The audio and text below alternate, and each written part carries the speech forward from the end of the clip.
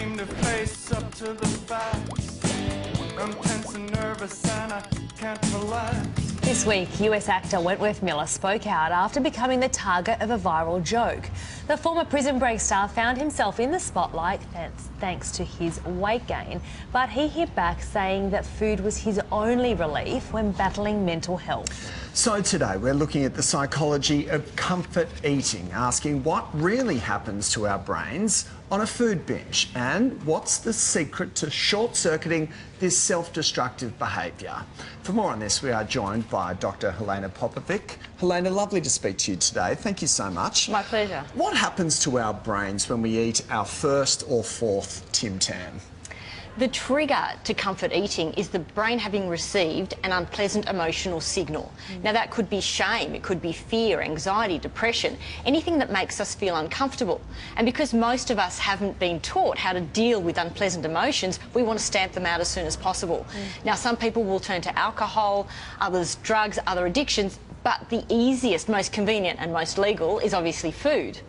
And for a lot of us too, we learn in childhood that food is comfort. Did your parents ever offer you a sweet treat when you were upset to distract you? Yeah. You know, so as we grow up, it becomes a habit to use food as comfort. And does it actually make us feel better? Does it actually release something in the brain?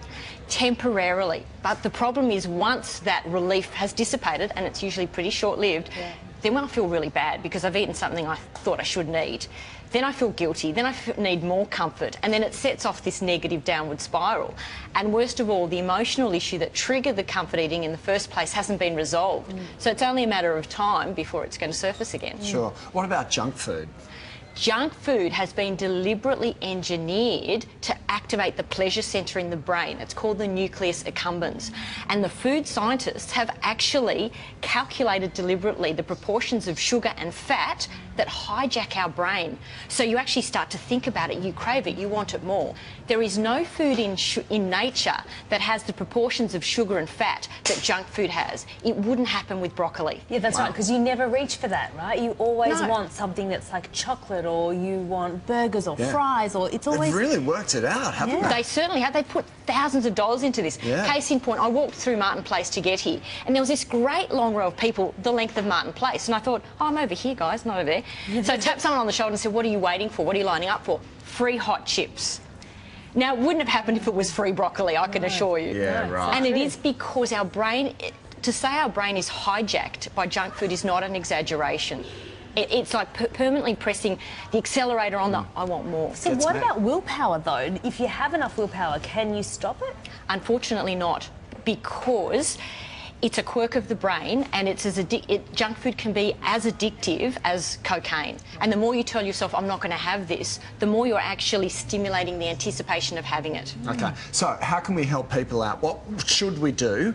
What should be our next move if we're having those feelings like we want to go for these type of treats? The first thing is not to beat yourself up for it and say this is normal, it's okay, most people feel this.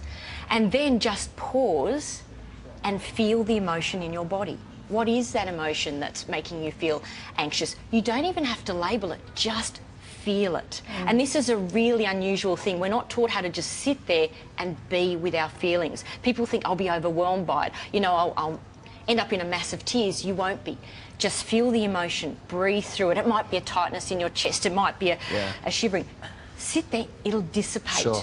Keep walking or keep driving the car. Yes. Keep going on your own. Yes. Yeah. Is there anything else that you can do that would help? You can, if you don't have that time to just sit there with the emotion, quickly bring to mind a really pleasant memory, something you really enjoy doing or something you're looking forward to, because that will give you the same dopamine reward that you're looking for the food to give you. Sure. Helena, have you got any more take-home tips for us? We are far more likely to comfort eat if we're sleep deprived, far less likely if we exercise on a regular basis, and most importantly, if we have a friend that we can just ring up and say, I feel bad. They don't have to solve the problem. You just have to be able to express how you're feeling. Great tips. Thank you very much. Thank you. Thanks, Helena.